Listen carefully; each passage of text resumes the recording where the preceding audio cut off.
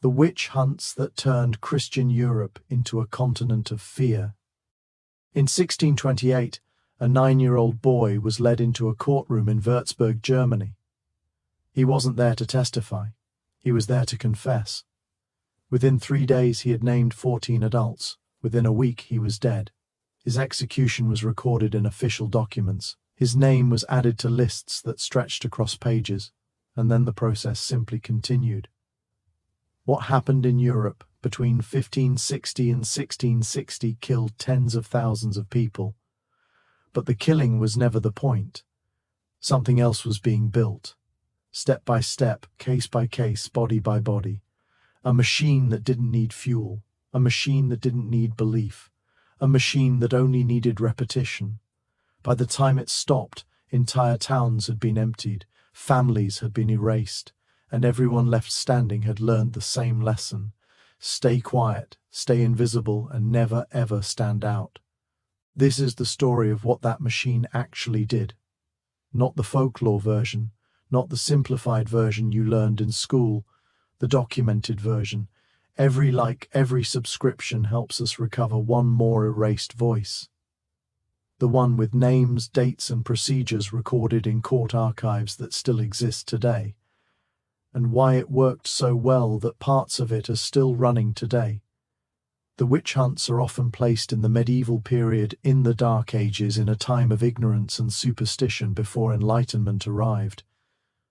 That's completely wrong. They happened later, between roughly 1560 and 1660, during what Europe called the Renaissance and the Reformation, an age of printing presses, universities, international trade, and expanding literacy. Martin Luther posted his thesis in 1517. The Malleus Maleficarum was printed in 1486. The most intense witch hunts happened in the 1600s. These events overlapped. The same society that produced Galileo, Shakespeare, and the scientific method was also burning people alive in town squares. This wasn't a contradiction. It was a feature. Underneath the cultural progress, Europe was coming apart. The Protestant Reformation had split Christianity into competing factions. Catholic and Protestant territories now fought for survival, legitimacy, and control. The 30 Years' War, which lasted from 1618 to 1648, would eventually kill approximately 8 million people. That's roughly 20% of the population in affected regions. Plague outbreaks returned in waves. The Black Death never fully disappeared. Smaller epidemics swept through towns every few years. Harvests failed repeatedly. The period between 1560 and 1660 included what historians now call the Little Ice Age, decades of colder temperatures that shortened growing seasons and devastated crops. Governments were fragile.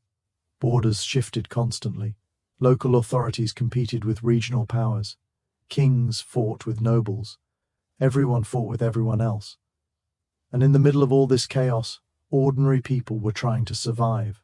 When things went wrong, and things went wrong constantly, people asked why. Why did the crops fail? Why did the children die? Why did the neighbors turn violent? Why did everything feel like it was falling apart? The answer couldn't be random chance. It couldn't be bad weather, disease, or political instability. Those explanations were too impersonal, too uncontrollable, too overwhelming. People needed a cause they could identify, and they needed someone to blame.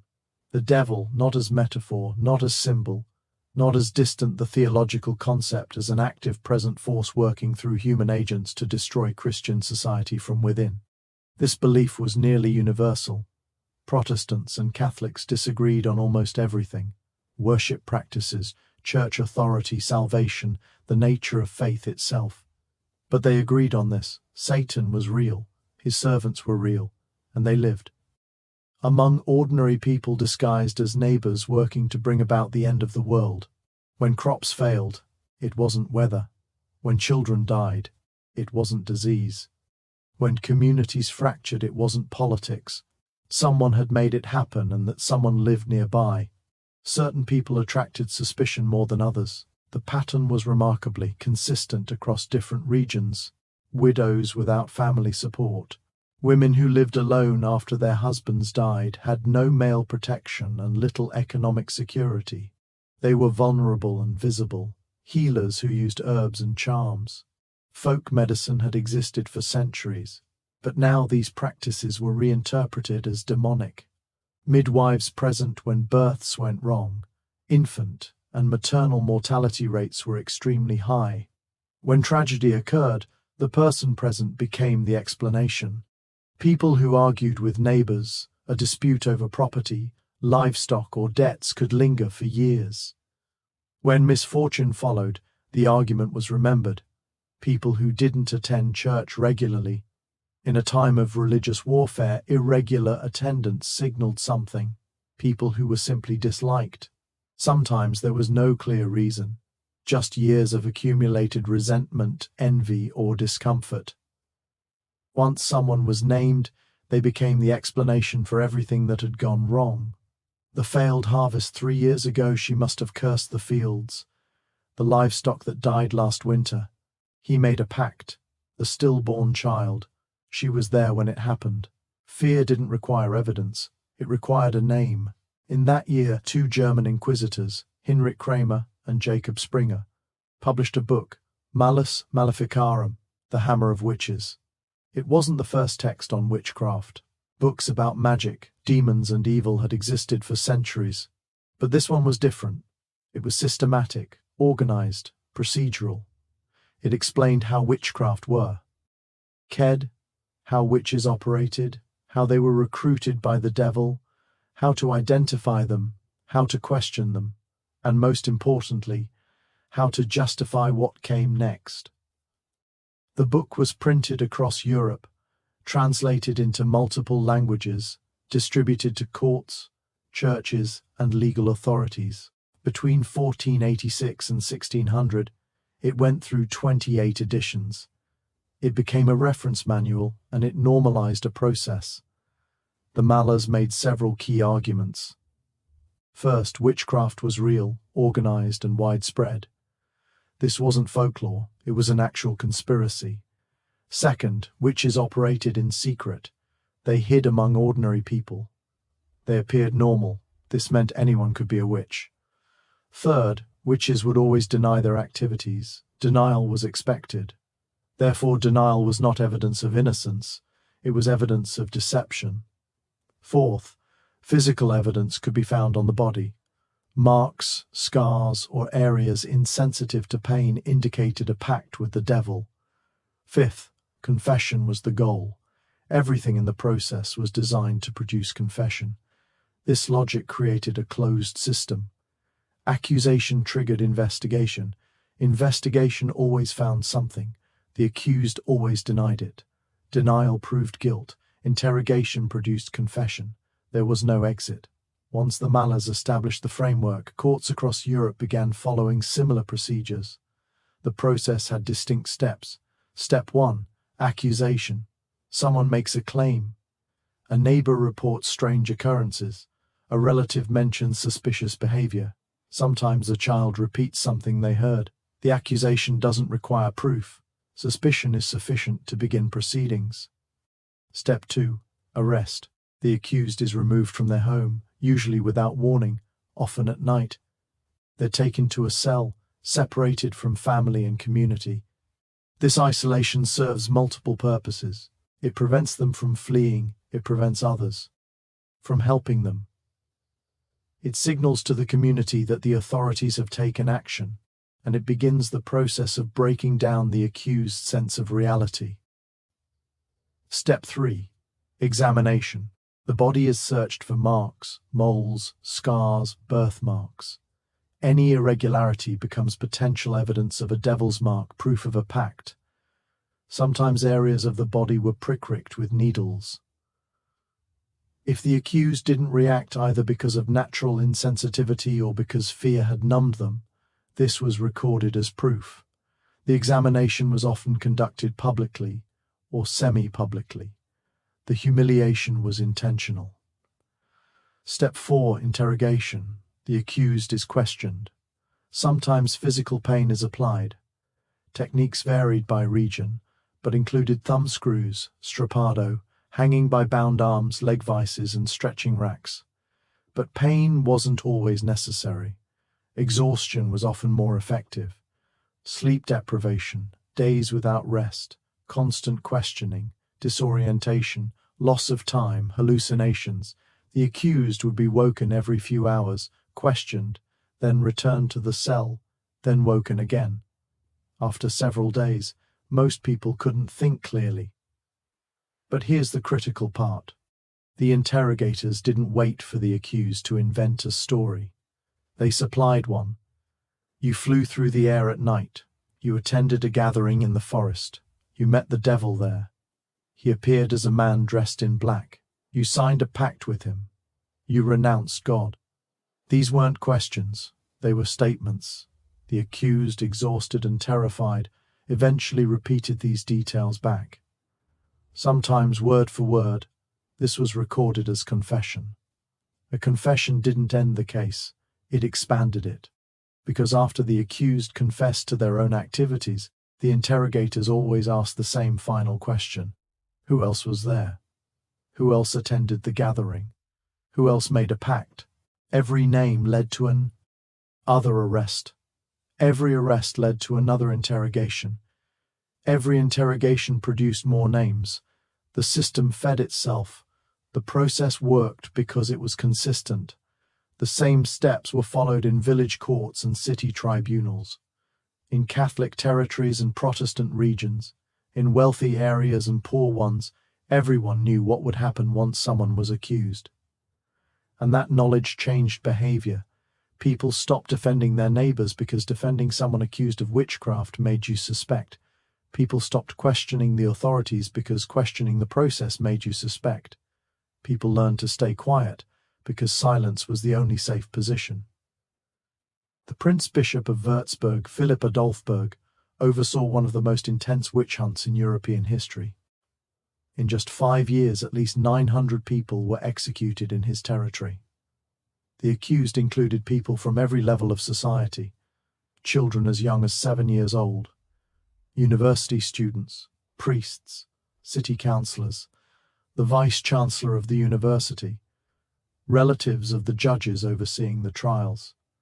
A document from 1629 lists 29 executions carried out in a single batch.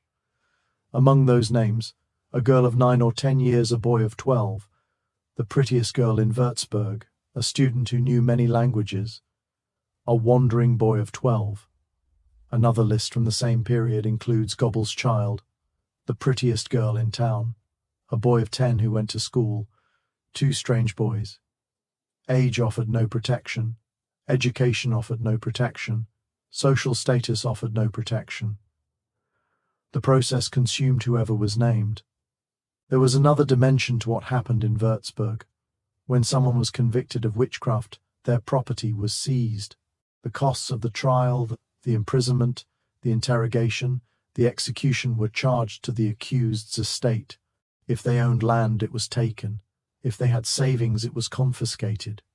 If they had possessions, they were sold.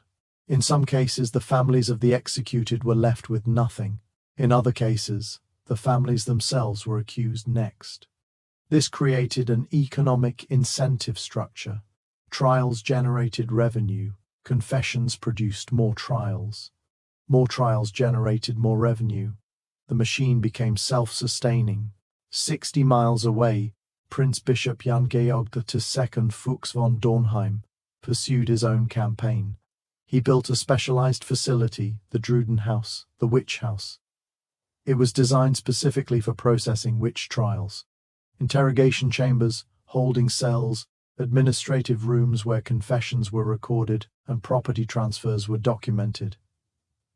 Approximately 600 people were executed in Bamberg during this period. Among them, Johannes Ununius. He was the mayor of Bamberg, a respected official, a man of education and standing. In 1628, he was accused of witchcraft. During his imprisonment, Junius managed to smuggle a letter to his daughter Veronica. The letter still exists. In it, he described what happened during his interrogation. He was shown the instruments. He was told what would happen if he didn't confess. He insisted he was innocent. They applied the thumb screws, then the leg vices. He still maintained his innocence. They used strapper to hanging him by his arms tied behind his back. He screamed that he would confess to anything. They took him down and gave him time to remember. Then they asked him questions. Where did you meet the devil? What did he look like? What did he promise you? Who else was there? He gave them the answers they wanted. He described a meeting in the forest. He described the devil as a man in dark clothing. He named other people. All of it was invented under torture. He ended the letter to his daughter. They say I have confessed. That is true. But how I came to confess, good God in heaven knows. They have taken me through so much that I know not whether I am alive or dead. Now, dear child, you have here all my acts and confession for which I must die. It is all falsehood and invention. So help me God. He was burned alive 3 days after writing that letter. What happened in Würzburg and Bamberg happened in dozens of other locations. Trier, approximately 368 executions between 1581 and 1593. Ellwangen, approximately 430 executions between 1611 and 1618. The Basque region, approximately 7,000 investigated, though most were not executed due to skeptical inquisitors. Scotland, approximately 4,000 executions between 1560 and 1707. The specific numbers varied, the legal procedures varied, the intensity varied, but the core process remained the same: accusation, isolation, interrogation, confession, execution, new accusations. The executions were public events. They took place in town squares or designated execution grounds. They were attended by crowds, sometimes hundreds of people. The condemned were often transported in carts through the streets before reaching the execution site. The method varied by region. Burning at the stake was common in German territories. Hanging was more common in England and Scotland. Some regions used both. Hanging first, then burning the body. The executions could last hours.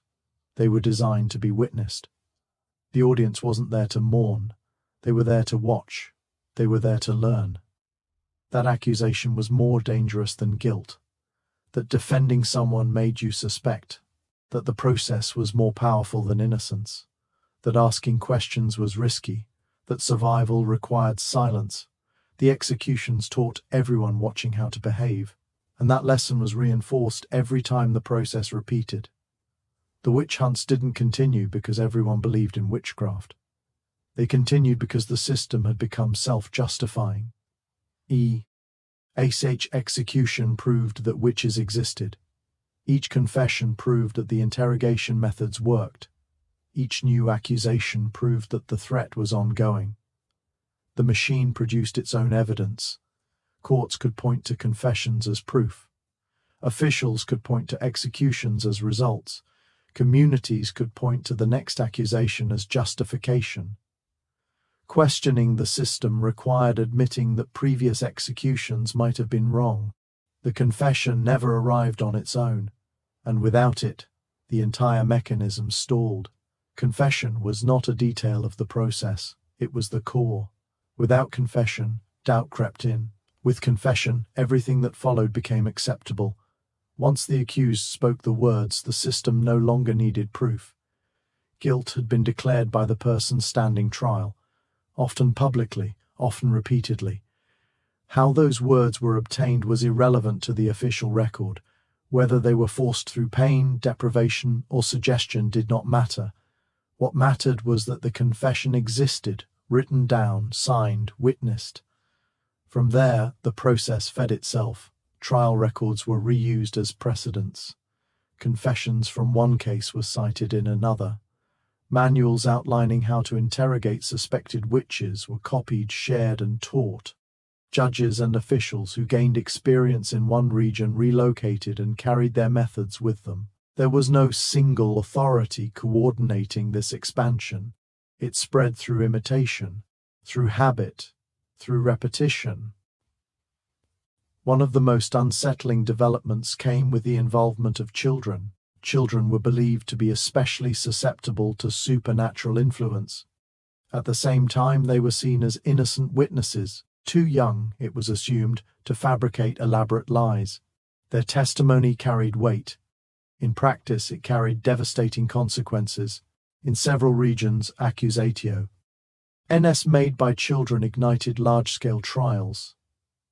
In Sweden, beginning in 1668, statements from children in and around the village of Mora led to hundreds of accusations.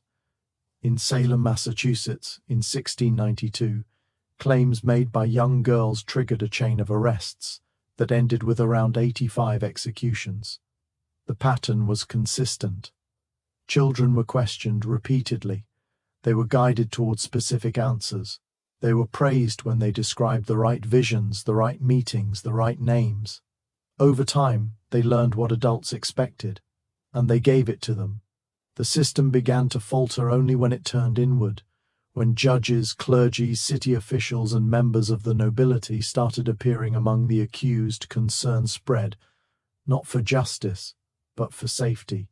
If education, status, and authority offered no protection, then participation in the system became a risk. Quietly, procedures shifted. Courts began to demand additional evidence. Confessions extracted under torture were treated with increasing skepticism. Legal standards were tightened. The machinery slowed. By the mid-1600s, the most intense phase of the witch trials had largely ended, not because mercy prevailed, but because self-preservation did. The numbers remain debated, but historians broadly agree on the scale. Between 40,000 and 60,000 people were executed for witchcraft in Europe, primarily between 1560 and 1660. Some estimates are higher, some are lower. Records were incomplete, destroyed, or never kept. But the magnitude is unmistakable. The majority of those executed were women, roughly 3/4. Most were older. Many lived alone. Nearly all were economically vulnerable. For every person put to death, countless others watched. They watched neighbors arrested. They watched trials unfold. They watched executions carried out in public spaces. And they adapted. They learned to avoid disputes. They learned to display obedience. They learned to attend church without exception. They learned to stay silent. They learned not to stand apart. The system killed tens of thousands, but it disciplined millions. Entire communities were altered. Trust between neighbors collapsed. Traditional knowledge held by healers, midwives, and herbalists was erased or driven underground. Everyday interactions became cautious, measured, restrained. Fear reshaped social life. That fear did not vanish when the trials stopped. Today, thousands of surviving documents remain in European archives. Court transcripts, confessions, lists of executions, property seizure records, official correspondence. They reveal something crucial. This was not chaos. It was not spontaneous mob violence. It was administration. Procedures were followed. Forms were filed. Steps were recorded. Outcomes were catalogued. The same questions appear across regions.